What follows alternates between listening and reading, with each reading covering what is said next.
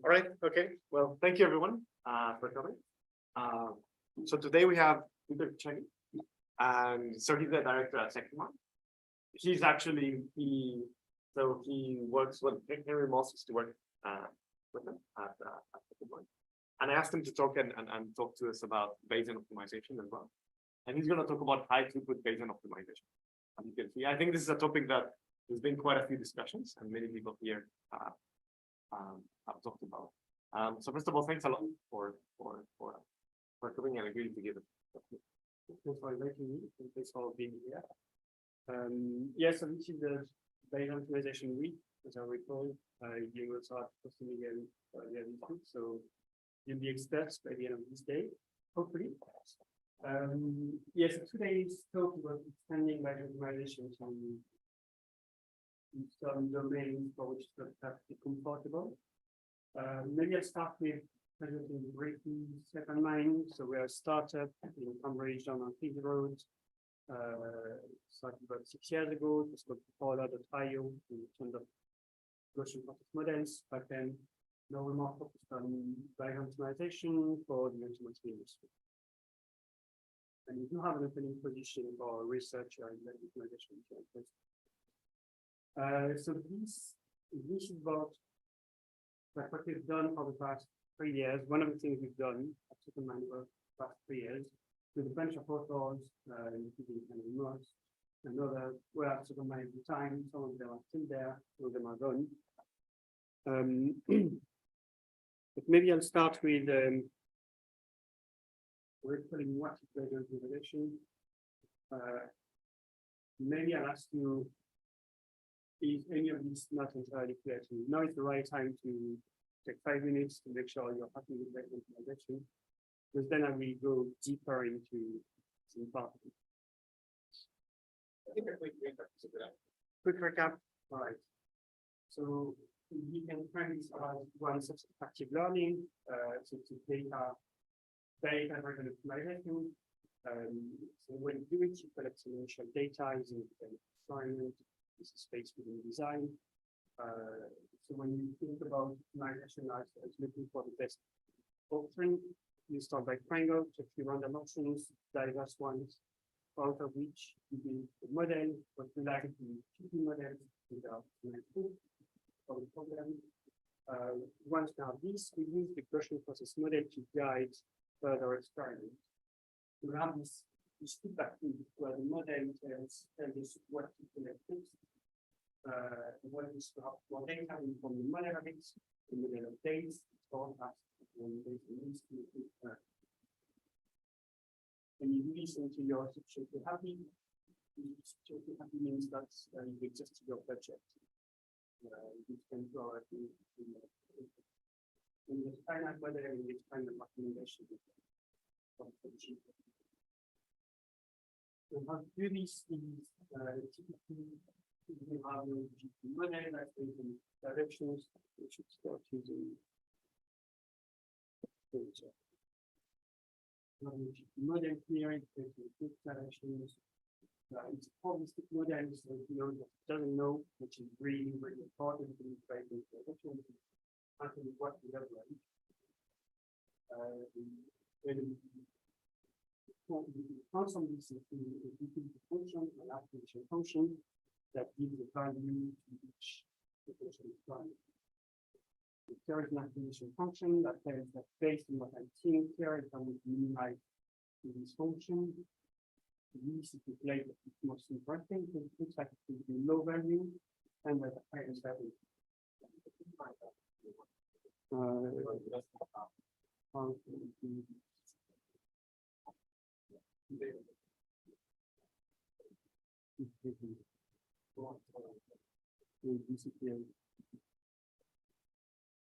Here.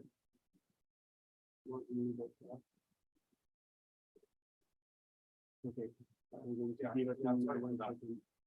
Okay, sorry, let's do that. Better. Yes, well, here we can see that this is what we call the exploitation trade-off. So exploitation means I want to exploit where acting the solution is. I use the model for expertise and giving the value. And bit correction means I want to go where I haven't seen anything yet. So the corrections are this one, and that one, and this one combines high uncertainty and low values.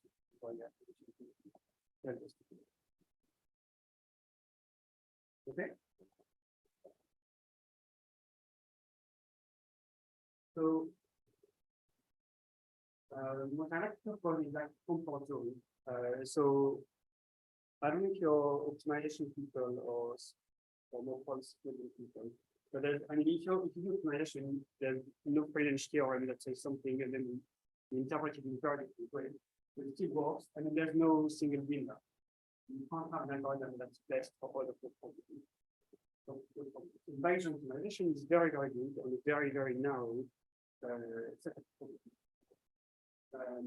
So you can have a number of inputs, but not too many.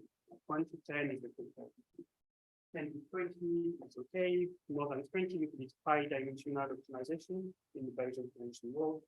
And I'm sure that people that do gradient descent with for them it's 1 million. Now,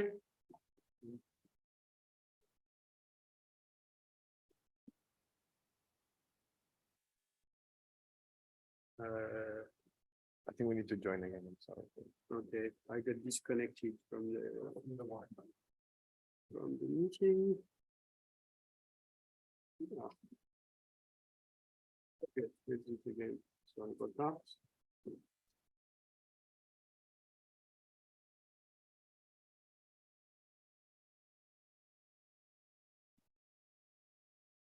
Oh, there's no connection.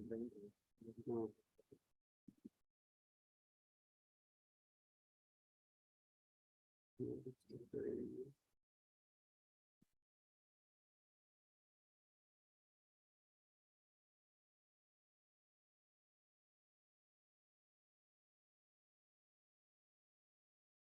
It said something to you. Yeah, it is. Maybe it won't be. Oh, yeah, 10 minutes. Please. Okay, I'm sorry. I'll do it again later. Register.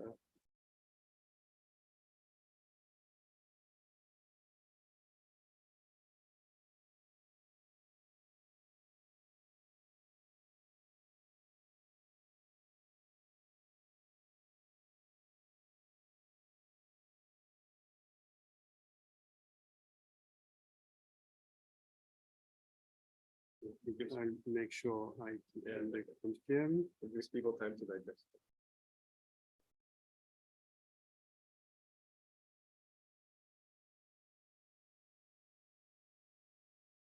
No.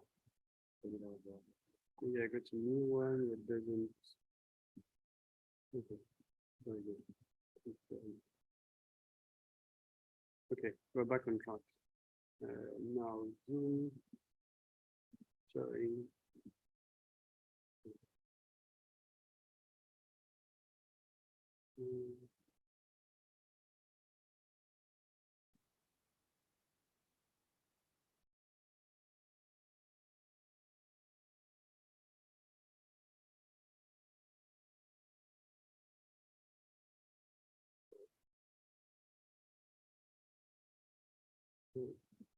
Share.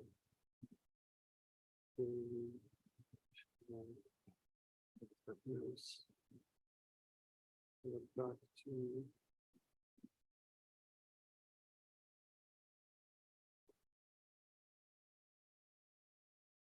we're back and there's this one.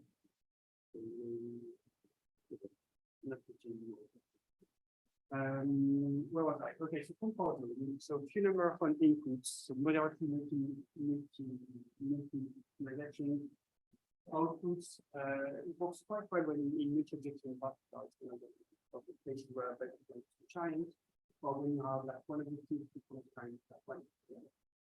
More than that.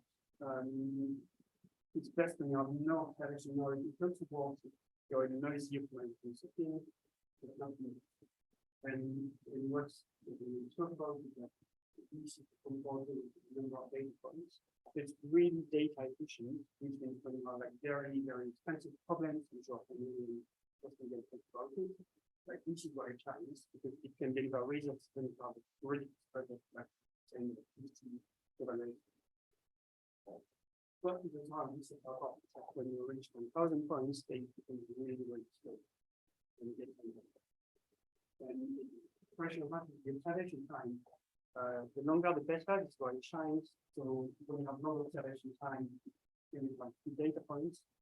But also this loop, it's quite like you need you receive the data, you update your model, updating the model doesn't take half a second. It's a GP model kind for after 50 seconds. That model to block off.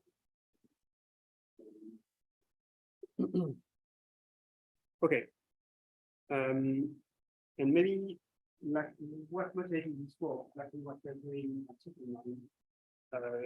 So this is the difference between working in the cloud and reward. Not the I mean I used to do that now. So you have also like reward problems in academia, which are not rewards, that mostly send back to the work conditions in the space or algorithm in the way. So this is like quite enough to solve for the customer. And it's all necessary. So this is the optimization problem. If you don't know anything about cars, I don't know much about cars, then the engine, on top of the engine, there's actually a small computer. It's called an electric computer. And what it does is in real time, it adjusts slightly the way your engine works. So it changes slightly the actuator, that maybe open a valve slightly earlier or wider, this kind of thing. Then it depends like what's the torque, what's the speed, adjust. And the difficulty is you have to input some values, like what to do for your computer. And really should do it before putting it on the script on the test bench when you design the car. And so this is what the test bench looks like. Somewhere there's an engine, and there's tons of sensors, and you're doing experiments. So this is a nice case for Bayesian optimization. It's a very expensive experiment. Test bench experiments for a long time. Experiments quite difficult. So it looks like Bayesian optimization, but is it free? Right. So this is what our customer asked.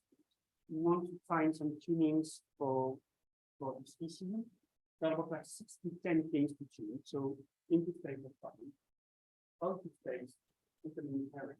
They want to make sure there are less of restrictions on the way an engine can work. So that translates into from 30 to 60 things of track.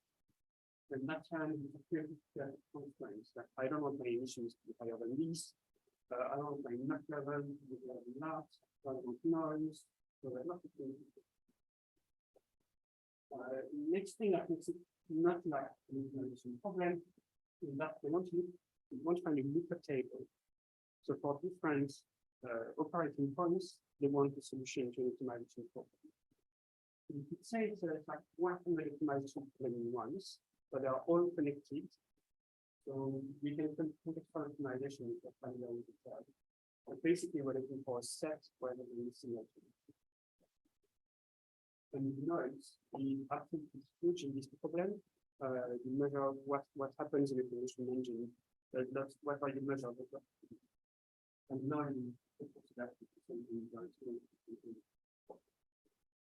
when experiment is made, that's nice for in the full problem. But what it does was to do is just observe one point, observe like a stream of points. They go for this weird manifold. So one experiment really does 1,000 observations.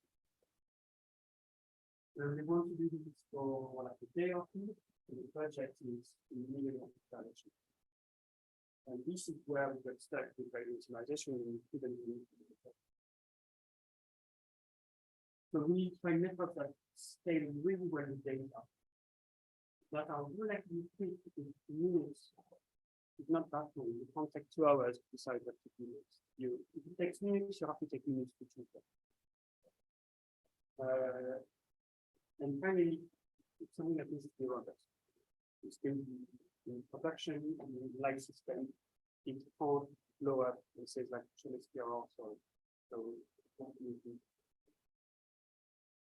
I'm not going to show you the problem. We have to figure out the secret source and make money at the moment. But I'm going to show you what we did on the research side to help solve this problem and use a package in some.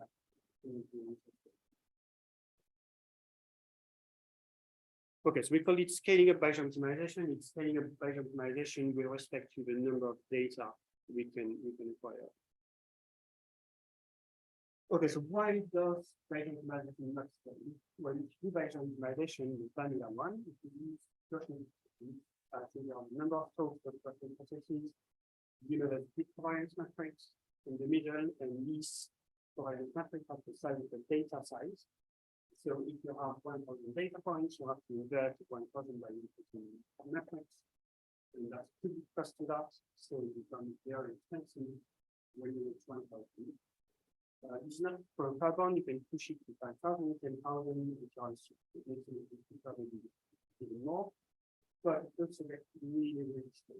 So whenever you want to target your model, then you predict and your Gaussian function gets expensive. And it will never reach 1 million. And the other thing is that your biome also doesn't scale because this feedback loop is like, I have my model tells me what to do. I get 1 point, I get 1 point, I get my model tells me what to do. You can't do this 1 million times. Even if it takes up 10 seconds, you can take 10 million seconds to solve your problem. So we need to do something. We need to do batch-sequential practice, which means my model is going to recommend the batch of points with single. So there's tons of algorithms in the literature. I think Henry Moss presents one with a gibbon, or maybe not maybe two. You can use one of Henry Moss algorithm to do this, but batch-sequential means like 2, maybe 10 points. But what if you want 1,000? So you want 1,000 times 1,000. So this is the second algorithm. Okay, so there are lots of ways to tackle this problem. I'm not saying my approach is the best one. It's just one thing we did, and which is sort of the fault that we use for our testing. If you have too many data, when you can just put your data into small batches, then you use one model, say your local model for each batch of data. Problem solved. Your regular DDE, you just have to find a nice way of slicing your data and this way. That would be one way. The other way is to use models that are natively good with large data and neural networks to the solution. I possibly very solution based on neural network. So that's another way. The third way is let's try to use GPs. Let's try to stay within the BO realm as much as possible. So there's one thing that's very good. It's sparse function. So imagine you have data like reaching up to the points. You can fit an exact question where that is. But what you can do is to condense this data by replacing it with like take observations or pseudo observations. So these like each registration corresponds to one of these take observations that I made. And if you tune the observations nicely, which is the right location, the right input for it, the right value as well, and then you get to model like this, right? Which is relatively identical to one in here.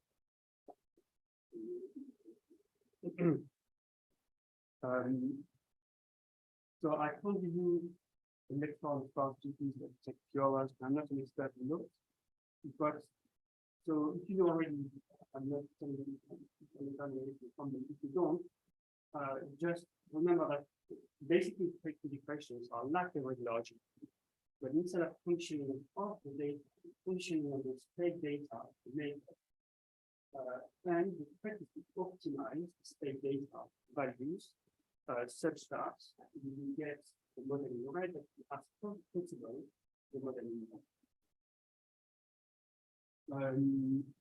And how to do this is the beauty of inference. You can actually learn all of these parameters by implementation. You know, stochastic gradient and all that, typically, but then there's mini batching, so there's plotting. You have all of the data you do at once, but some subset of it you don't. And if you want to do that models, and that tends to go, I'm not going to go on tracks, which are open source libraries. You can define Torch if you want to do it. Okay, so now we have a model that scales. That was the first step. Let's see how. Second thing is batch-sequential strategy. I think maybe interesting to give you a little bit like what's a batch-sequential strategy in that. So typically, your acquisition function gives the value to a single point. You have an algor, you have a t-parameter, and this is what I think. This is one input variable, and it is one value. Teaching. Okay, but you can equally have a utility function for a set of points. So then your acquisition function is value in P times B, right in the batch size, and return one single value. And this is what you got like improvement. So you can have the 1 point of the definition, expected improvement of single point, which is the expected improvement of all the points at the same time. And you just try to think of the maximum that you have. So if you want to look how to so this is the model. You're looking at minimizing, so this is the points which you have here. But if you want to put 2 points, you might want to put one here and maybe one here, or maybe one here and one next to it, but not. So you can actually build a function that tells you what's the value of the curve, and which is what you can work on it here. This value of the first point, value of the second point. Of course, it is significant, it's point. And you can see that the best values are either close to each other here or this one here.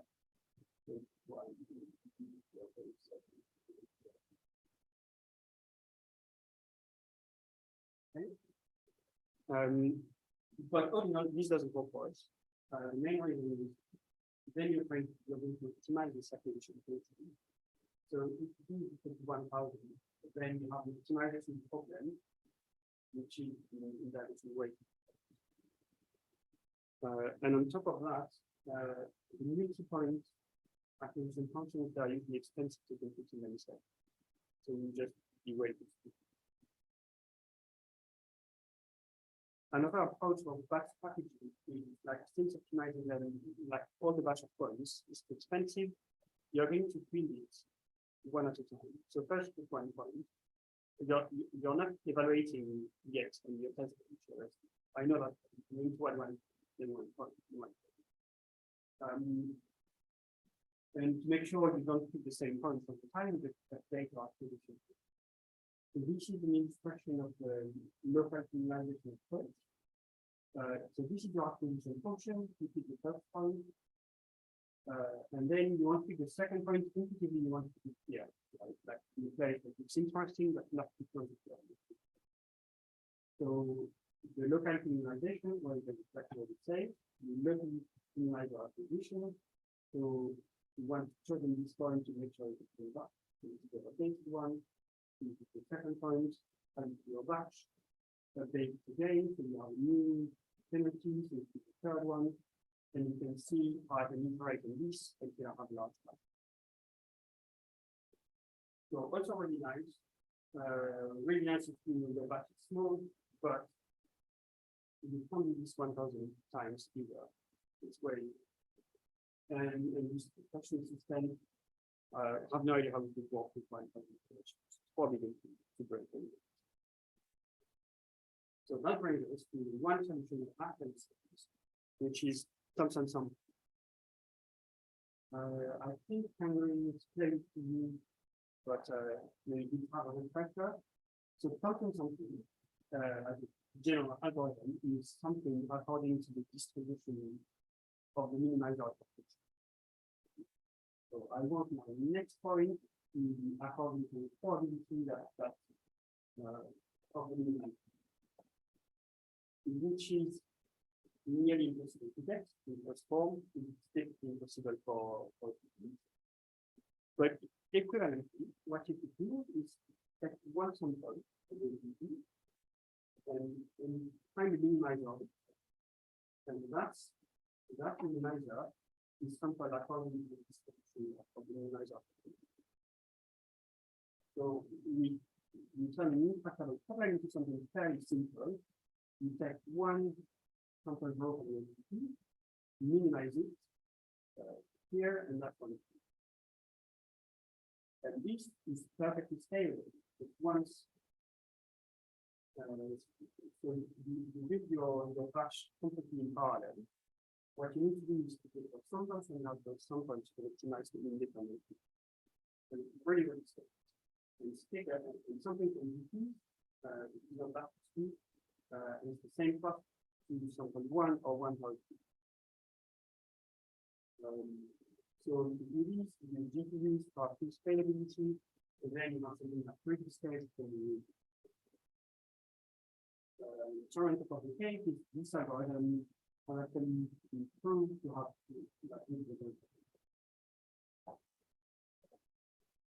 we're good on this? Okay, so that's something from GPU is actually not that easy. So maybe I should have explained this better. Maybe you know this already. So this is the GPU which I represent with the mean function or first layer mean, and this first minus 2 is from deviation. Like the marginal distribution. But out of this, you take samples, you join samples, you are from all correlations. So these are samples from this system. But all of these points in which they're all correlated. So this is like a nice function, like something function. Actually, I cheat. You can't draw like continuous sample in GP. What I did is sample the Gaussian vector. So the Gaussian vector is all nice and easy. What I did is specify in space, and I got a sample for x minus 10. Then I went to this sample in the Gaussian vector where x1 is 10. Based on my Gaussian process, distribution, I can the mean and the variance effects. And then I use the samples to take the mean, but the speed times the standard Gaussian vector. So this is very easy to do, but then when I said let's find the minimum delta, when on one it's easy, I get a large grid, I get the minimum. What if I balance in 10?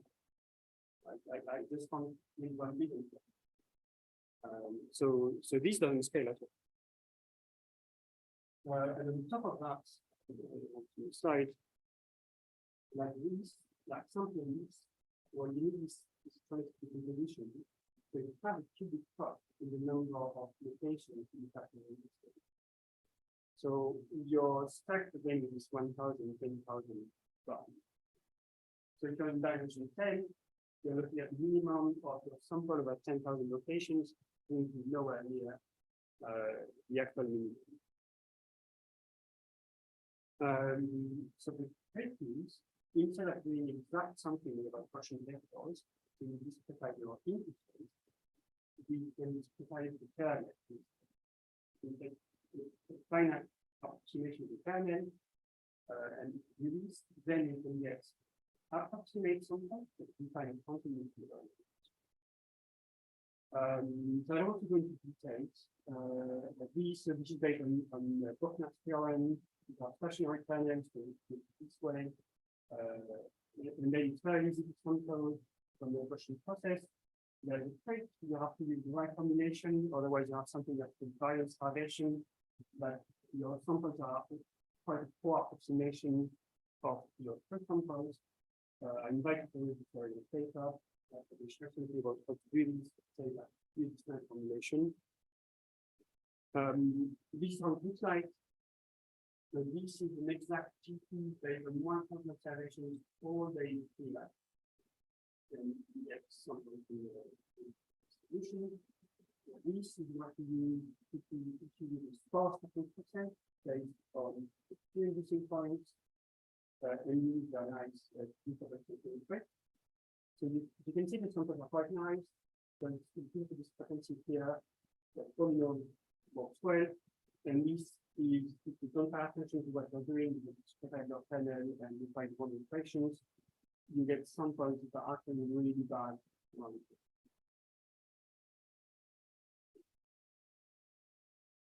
Okay, so now we've got this. We've got the Bayesian optimization that's based on sparse Gaussian process models within that state.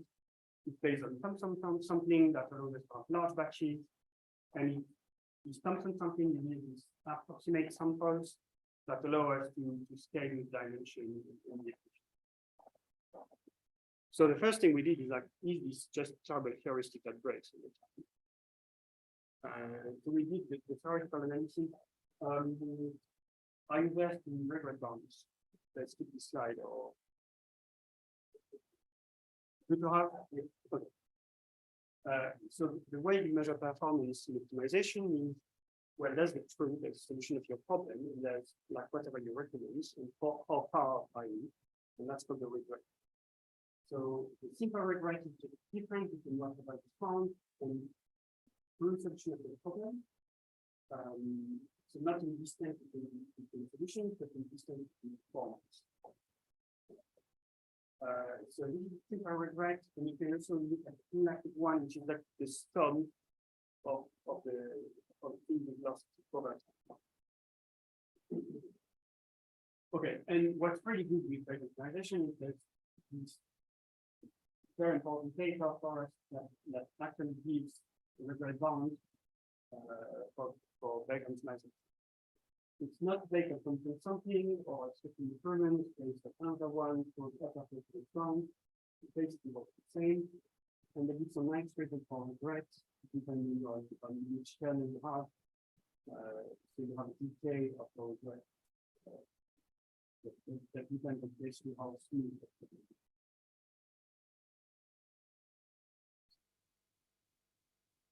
Okay, so we wanted to do the same with our mix of methods. There are two differences with DDE. The first one is the Thompson sampling. The nice thing is this I can quickly with the paper by the way. The second thing is the sparse the plain ones. So the way we're going to treat this is to say like sparse is an approximation of the full G. So we're producing a modeling of the and the second thing is we're using this approximate trajectories instead of the exact values. So that's the second layer of error. We're modeling error on one suite. So what we use, so there's this paper that shows that Thompson company as well. There's this paper that says that actually your modeling is not that far from the real one, from the one, and then this paper that says your sampling is actually not too far, the approximation is not too far from the actual values. So if you combine the two together, you get our paper that says, well, if you're modeling your some bounds, then you have to be careful how to make sure you do some bounds. And if you're something or supposed to do some bounds, then this algorithm has the same reference bound as the classical. So that means in order, you don't do anything by being sparse and by having an approximation, which is very nice. The catch is it's in order, the constants may vary. And to make sure that those bounds in modeling and in sampling are not too high, you need to do some conditions that depend on your kernel and the kernel encodes like how smooth your code. So the two things you have to change is the budget and how many inducing points you have so that can put the specificity of your sparse model and what's computation level for your kernel when you do this approximation.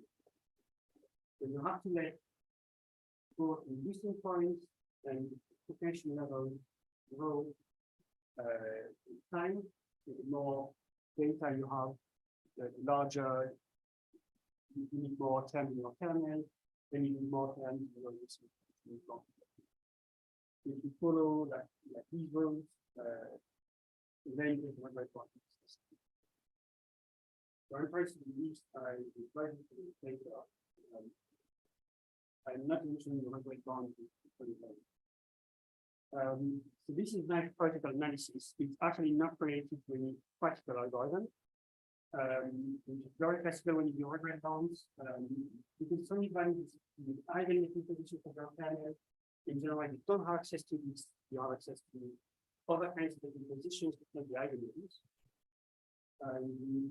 And you can also assume that choose the inducing points according to the Hernandez-Lobato process, which is often just not possible, or when it's possible, it's very, very expensive. So you just call this in practice. And on top of that, you have to increase the number of inducing points per chart with time. So you just go back to being hit by the cheapest price. But anyway, on paper, okay, now in practice, unless there are some questions for this part.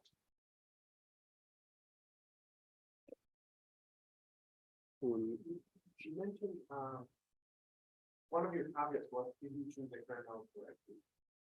I think in one slide. Maybe that one. Oops. Yeah, someone. I just wanted to.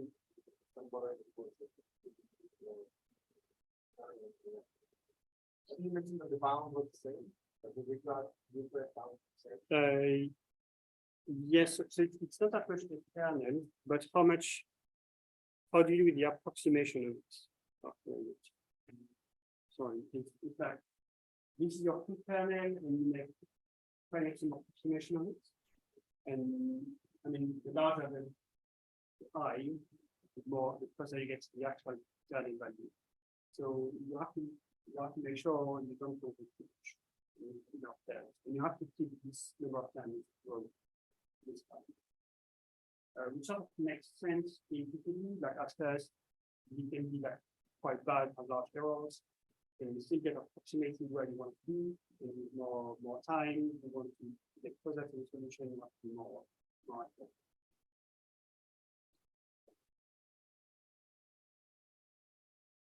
Okay, I need to speed up a little. Okay, so what can you do in practice? So you don't have this identity. So what should you have to work available? Typically, one of them. These are available for most usual kernels. Inducing points. So there's a trick in TensorFlow or PyTorch. You have this retracing. And basically, these frameworks and geometric translation. What it really doesn't like is when your matrix change shape. And if you grow the shape, your forecast, and I'm not even counting the fact that the memory is different. So let's use a fixed number of conditions. Never true. You know, lots of ways of choosing them, not using the KDPP approach when you improve. But basically, a KDPP just means you do some sort of space filling. So you do some sort of space filling, from things like k-means of the data.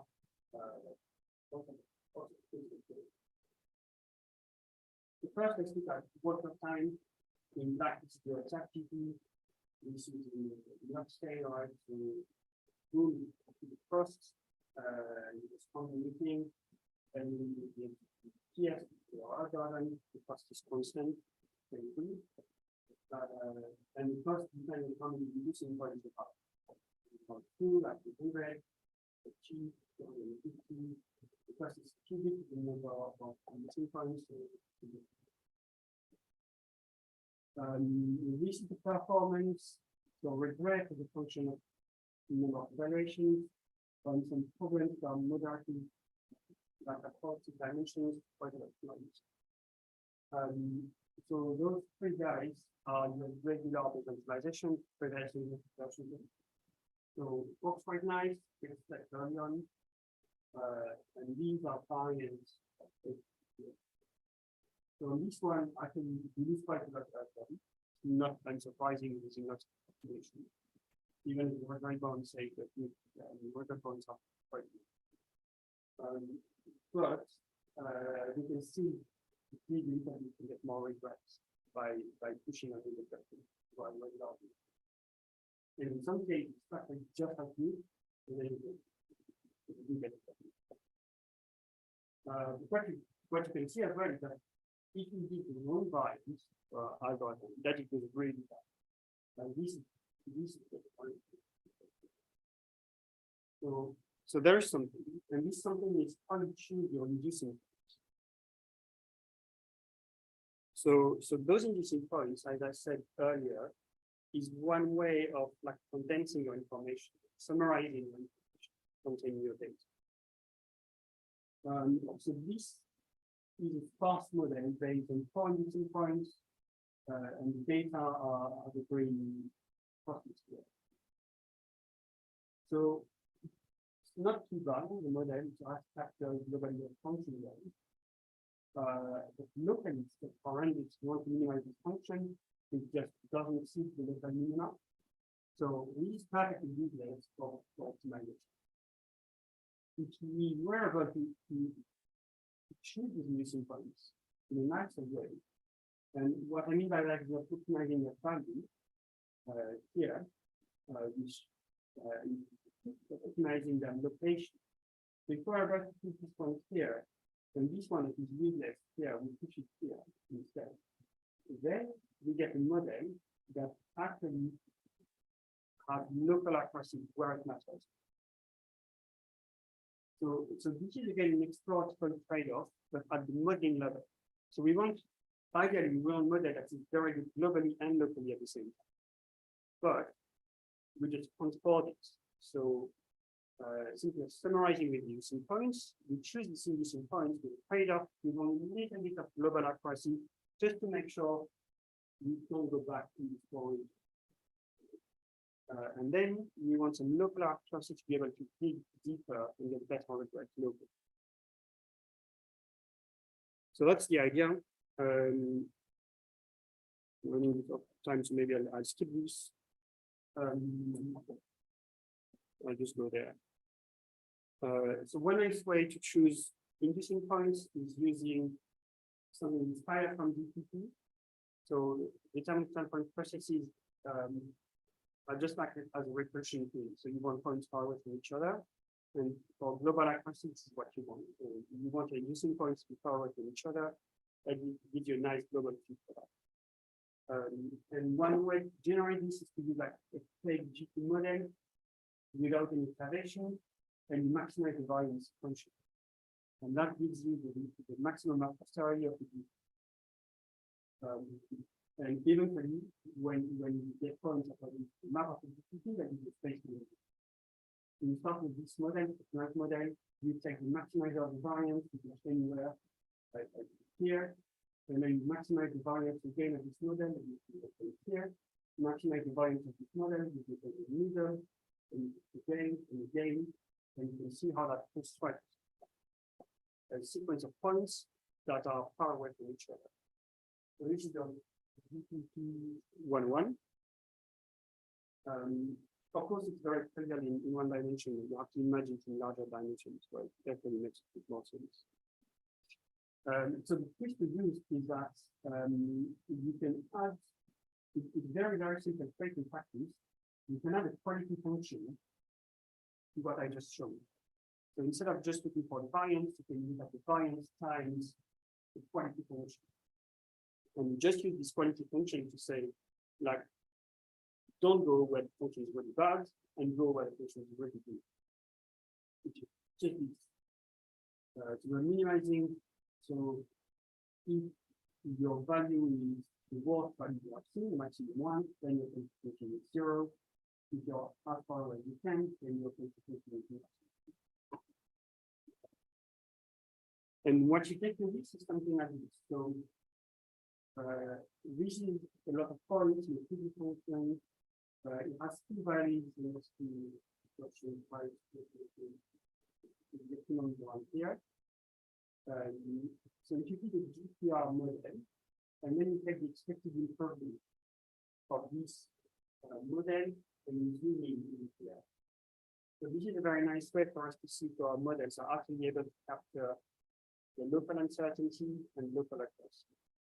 So this one, of course, the full model, based on this ton of data, able to capture really well that the minimum is good. Okay. If you do the sparse GP model, and you take this point, your inducing points are found in the space within design, where you have a globally accurate model, I mentioned it here, it's quite good. But locally, zooming with expected improvement, it just doesn't have any local accuracy.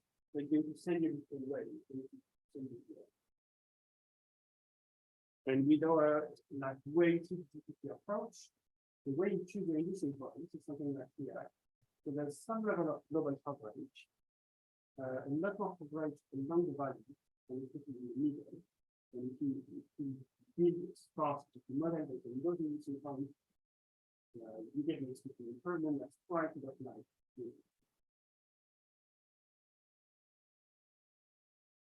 Okay, some results, maybe I need these, but basically sometimes it works really well, sometimes this works really well.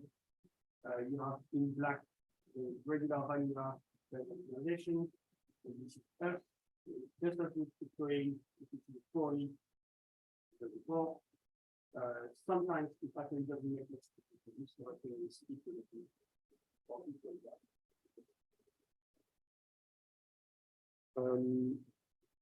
something I wanted to finish with, which is I was talking like a present in that one that hasn't. So it's molecular search. So why is this impacting as a demonstration of this algorithm is because GT and DO is tried and key for that, especially. So for this problem, you have a library of millions of molecules. And they're encoded in 525 vectors. So this is why it's really bad to code. And the goal is to uncover like a 10% best of these 2 million.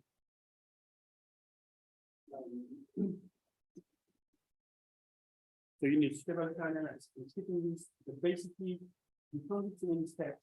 So once you have encoded the molecule, you can evaluate it and get like a quality function. But you can do this in parallel, you don't want to do too many of it. So you need like 250 steps. And every time you choose like 500 molecules to evaluate. So this is a really large batch of that. And the total budget is up to 1,000 points, also really large. And what the way a person will solve the problem, which is probably the neatest way to solve this problem, is the DNN, and it is like something based on DNNs. With the same argument that something actually stays. And DNNs are natural participants. And what you can see is so that would be the DNN solution with something and our solution is the red. So you can find it like really underwhelming or actually quite nice. The difference is our point of view. We are really happy to be able to actually match performance. We're not doing better, but we're doing just as well. for the problem on Bayesian information is not only variant impractical. Okay, brings me to the conclusion. Okay, so why did we want to explore? Why have we worked on this at Secondmind? Where the regime at which Bayesian information is really good. It's something it's an algorithm that has lots of potential in some areas. So I think like less than 1,000 points, this is a very low budget. This is where the more than 1 million points. Don't use model-based optimization, like evolutionary strategies, whatever your job, like. But don't bother with something too complex. And that's a gray area, like 100 to 1 million points. This is where you actually don't know what's maybe possibilities are best. But there's a potential for Bayesian optimization to work with. This is what we find. If you can do this, well, you can solve more complex problems, more dimensions, more noise, maybe your objective is really different. So how did we do it? In radiance, with sparse DDEs, and content between the we're very happy with what we have. We have probable performance in the paper in practice for quite well, especially to have that large noise and large. Very limited performance because when we have the visualization and we say that orders of magnitude more. But to make it really work, have to work.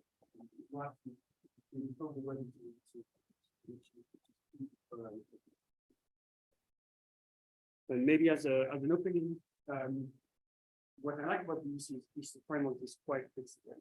So you have your GPs, they are sparse, they scale with data. Detect trajectories, you minimize trajectory in Thompson. And your sparse GPs, they are quite flexible. So something that's very clear is the model of quantities, for instance, which is so we don't need to get likely for that, but hey, we have ACPs, so it's out of the box. You just need to implement likelihood, and then you go have ACP. Model of quantiles, which is in green, so you can see how it sits on top of the data. It's like the 90th quantile. And then you can complete something that you can see your lines and all of those, and you can make optimization of that. And you can apply this to multi-objective, ability, or optimization, to some active learning problem or your classification. All of what I showed is applies. I'll stop here. A few references which the papers are presented. Code-wise, so we have TensorFlow people at Secondmind. If you want to check it out, Priest for active learning and Bayesian optimization. Decoupled for more. Thank you.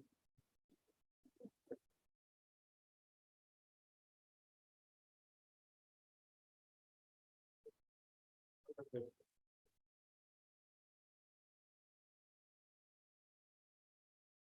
I have one question about the last element of the risk first. Yep. There are these other algorithms like also I saw it talking about by Andres Brown. Yep. And they also put this kind of safe and where they try to sample where suspects are not here. Yes, so this paper from the House Group in particular it's a slightly different problem. It's actually very interesting for us at Secondmind in the sense, so you have your test bench. So it's an engine. If you tune it too poorly, the engine will blow, literally blow, nothing smoke and boom. So this is like safe deal in this sense. So you have constraints. So that means if you push it too hard, it's going to break. You don't know where it's going to break, of course. So you want to get closer, but not too far. So this is what safe DO does. So it's quite different from this scenario. I mean, your experience, I mean, without telling us anything. How do you deal with constraint? What would be like some people here, we work with chemical reactors as well. Mhm. And you have the same problem, that doesn't mean you don't want your reactor to blow up. How would you treat safety? How do you treat safety? So actually for our solution at the moment, the safety is done on the at the test bench level. They have controllers, they look at values, and they have like thresholds to stop. So on the Bayesian optimization side, we don't have too much to worry about it. We do have, so what we need to do is to make sure the Bayesian optimization stops scoring points in the regions for instance.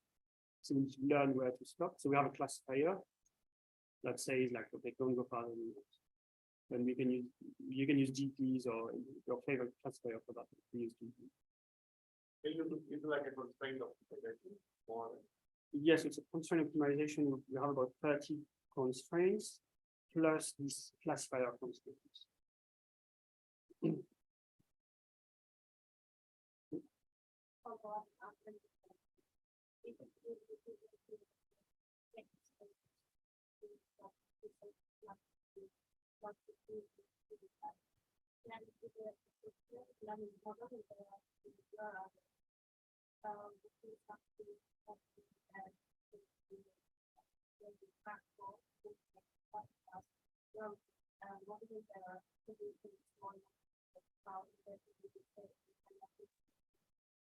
Yes, that's entirely true.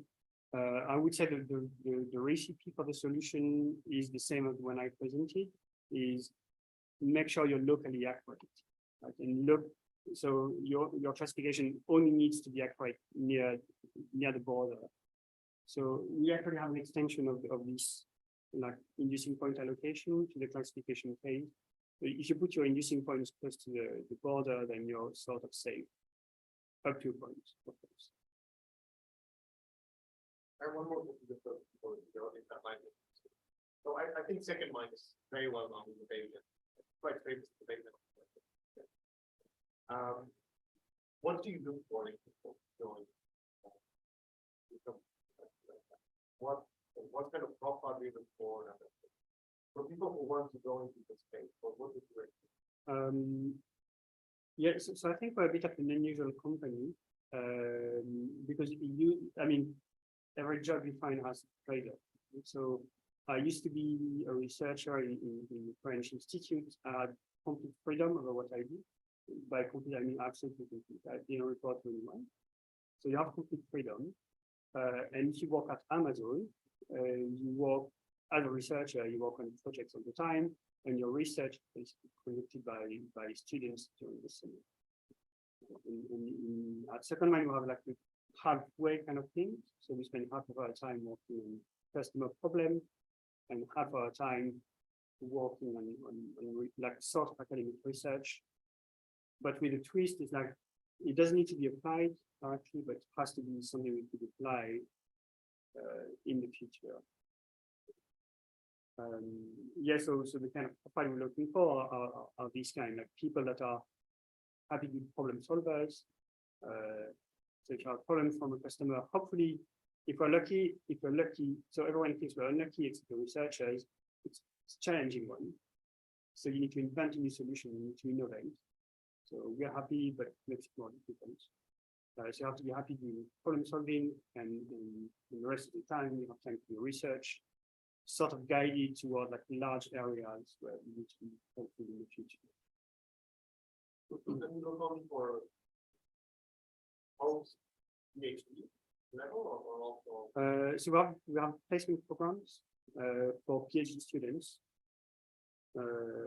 We don't have any opening at the moment, but we might have some in a few months.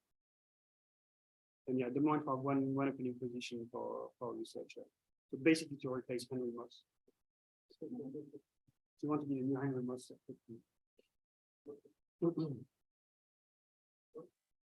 Okay, thanks very much. Thank you.